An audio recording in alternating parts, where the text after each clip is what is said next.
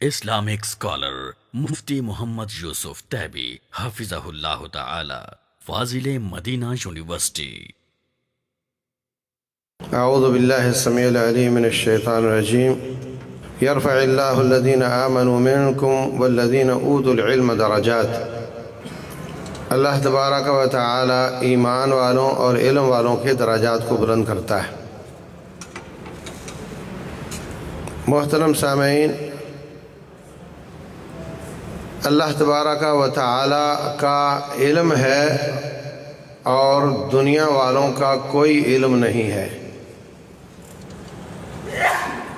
علم کی تعریف اور ڈیفینیشن یہ ہوتی ہے کہ جو پرفیکٹ ہو، 100% ہو. جو 99.9% بھی ہونا وہ علم نہیں ہوتا. جس میں ذرا برابر بھی شک وہ علم نہیں، وہ ظن غالب کہہ لیں یا غالب گمان کہہ لیں. علم وہ ہوتا ہے جو 100% ہو، اور 100% علم جو ہے نا وہ وحی کا ہے. اللہ تعالیٰ کا علم ہی علم ہے، اور وہ آتا ہے انبیاء کے ذریعے، انبیاء سے پہلے فرشتوں کے ذریعے. جو وہ فرما دیں وہ یقینی بات ہے. جو دنیا والے تجربات سے حاصل کرتے ہیں وہ آج ایک بات کر رہے ہوتے ہیں اور اگلی صدی میں بسا اوقات اس کا رد کر رہے ہوتے ہیں. ڈاکٹروں نے کتنے یو ٹرن لیے ہیں. دیسی گھی کے خلاف ہو گئے، بعد میں کہتے ہیں اب کھانا چاہیے. پہلے کہتے تھے 8 گھنٹے سونا چاہیے، اب کہتے نہیں تھوڑے پر بھی گزارا ہو سکتا ہے. مائیں اپنے بچوں کو دودھ نہ پلائیں، اب کہتے نہیں پلانا چاہیے. تو اللہ کا علم جو ہے وہ یقینی علم ہے جو دینی مدارس میں پڑھایا جاتا ہے اور علماء اس سے فارغ ہوتے ہیں اور پڑھتے ہیں. روٹین میں جب ہندوستان میں انگریز آیا تو ہندوستان کے لوگ بہت زیادہ تعداد میں پڑھے لکھے تھے. انگریز نے آ کر کہا کہ یہ تو سب پڑھے لکھے نہیں ہیں. پڑھا لکھا میں اس کو سمجھوں گا جس کو انگریزی آتی ہو. جس کو انگریزی نہیں آتی وہ پڑھا لکھا نہیں. اور قانون بھی اپنا نافذ کیا، اور وہ تھا بھی انگریزی میں. اس کے وکیل بھی انگریزی جاننے والے ہونے چاہیے، اس کے جج بھی انگریزی جاننے والے ہونے چاہیے. نتیجہ یہ نکلا کہ جس کی بنیاد پر نوکریاں ملتی ہوں اس کی اہمیت بڑھ جاتی ہے. تقریباً 300 سال کے بعد جب وہ گیا تو وہی قانون اور وہی جج اور وہی وکیل اور وہی نوکریاں اور وہی بنیاد آج بھی پاکستان میں وزیر اعظم یا وزیر خارجہ یا وزیر مالیات وغیرہ بناتے وقت یہ بطور خاص دیکھا جاتا ہے کہ اس کی انگریزی کیسی ہے،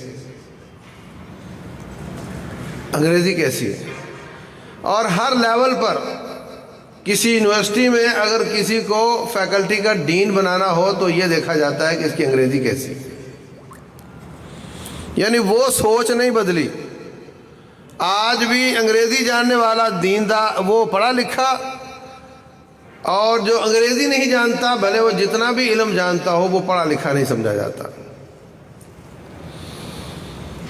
تو عزیز بھائیوں، ایک حقیقت تو یہ ہے. دوسری حقیقت یہ ہے کہ انگریزوں نے بہت محنت کر کے اپنی زبان کو انٹرنیشنل زبان بنوا لیا. پوری دنیا میں جہاں 2 نیشنل آپس میں ملیں گے ان کی آپس میں جو بات ہوگی وہ انگریزی میں ہوگی. تو اس وجہ سے بھی اس کی اہمیت زیادہ ہو گئی. تو میں بجا طور پہ سمجھتا ہوں کہ ایک تو وہ سوچ انگریزوں کی ابھی تک باقی ہے، اور دوسری اس کی اہمیت بھی بن چکی ہے. تو کوئی حرج نہیں کہ دین کا داعی اس کو سیکھ لے اور اس کے ذریعے وہ اللہ کے دین کو سرحدوں کے پار تک بھی پہنچانے کے قابل ہو جائے. دیکھیں، ایک ہے کہ ہم اپنی زندگی کا مقصد نوکری کو بنا لیں، دوسرا یہ ہے کہ مقصد نوکری نہیں، نوکری رب کی ہی کرنی ہے، لیکن یہ جو طالب علم کا جسم ہے یہ جتنا ترقی یافتہ ہوگا، جتنا اعلیٰ ہوگا، جتنا زیادہ سے زیادہ مقبول عام ہوگا، اتنا دین کا زیادہ فائدہ ہوگا. کیونکہ اب جو طالب علم ہے، جو عالم دین ہے، وہ اپنی جان کا مالک نہیں، اب وہ اثاثہ ہے امت کا.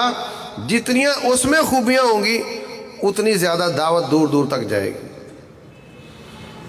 اگر آپ کو اردو نہیں آتی تو آپ کی دعوت اپنی پنجاب میں رہے گی، باہر نہیں جا سکتی. اگر آپ کو اردو آتی ہے تو آپ کی دعوت پورے ملک میں جا سکتی ہے. اگر آپ کو چائنی آتی ہے تو آپ کی دعوت تقریباً 1.5 ارب آبادی تک جا سکتی ہے. اگر آپ کو انگریزی آتی ہے تو آپ کے ساری سرحدیں ختم ہو جاتی ہیں، آپ ہر جگہ جا کر اپنے دین کو پہنچا سکتے ہیں. اور سینہ چوڑا کر کے بڑے اعتماد کے ساتھ ہر میٹنگ میں بیٹھ سکتے ہیں.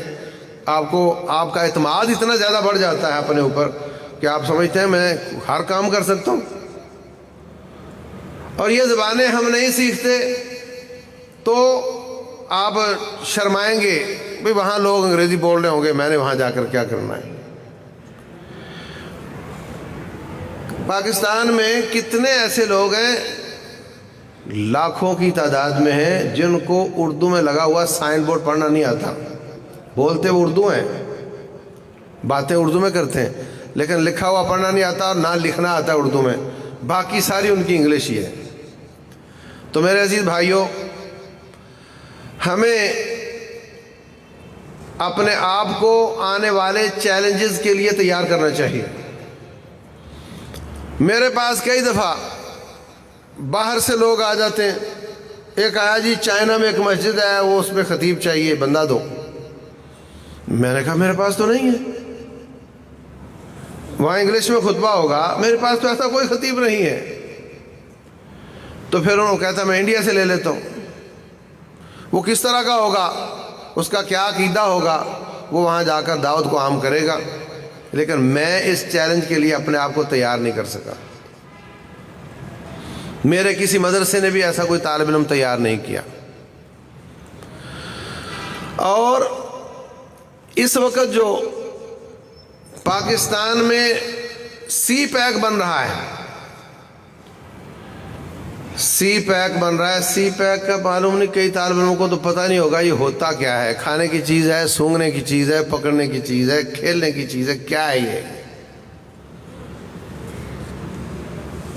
چائنا سے لے کر گوادر تک روڈ بن رہے ہیں.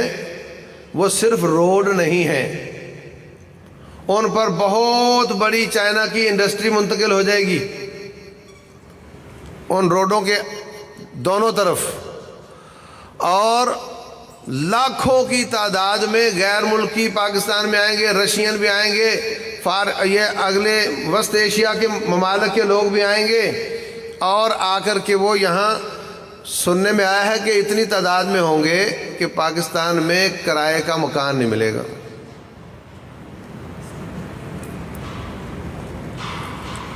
اور یہ صرف معیشت کے حساب سے نہیں ہوگا. جب پورے روس سے لے کر پاکستان تک کے سارے ممالک کا پیسہ یہاں لگا ہوا ہوگا تو پھر اگر پاکستان کی طرف کوئی خطرہ ہوا تو یہ سارے ملک آپ کا ساتھ دیں گے کہ یہاں تو ہماری انویسٹمنٹ لگی ہوئی ہے. تو یہ اس حساب سے ایک دفاعی معاہدہ بھی ہوگا، صرف معیشت کا نہیں ہوگا بلکہ دفاع کا بھی ہوگا. تو یہ 2 پلس پوائنٹ ہیں. آپ اس وقت معیشت کے حساب سے ڈیفالٹ کے قریب ہیں، اور آپ اس وقت معیشت کے حساب سے غلام ہیں IMF کے. آپ اپنے فیصلے نہیں کر سکتے، اور وہ بننے کے بعد آپ کے پاس پیسے کی ریل پیل ہوگی اور آپ اپنے فیصلے خود کر سکو گے، اور آپ کا ملک معیشت کے حساب سے آزاد ہو جائے گا، اور دفاع کے حساب سے پوری آدھی دنیا آپ کے ساتھ کھڑی ہوگی. یہ 2 پلس پوائنٹ ہے. اور جہاں پھول ہوتے ہیں وہاں کانٹے بھی ہوتے ہیں. کانٹے اس کے یہ ہیں کہ اتنی تعداد میں مرد اور عورتیں، لڑکیاں اور لڑکے جب حملہ آور ہوں گے تو ہمارے اخلاقیات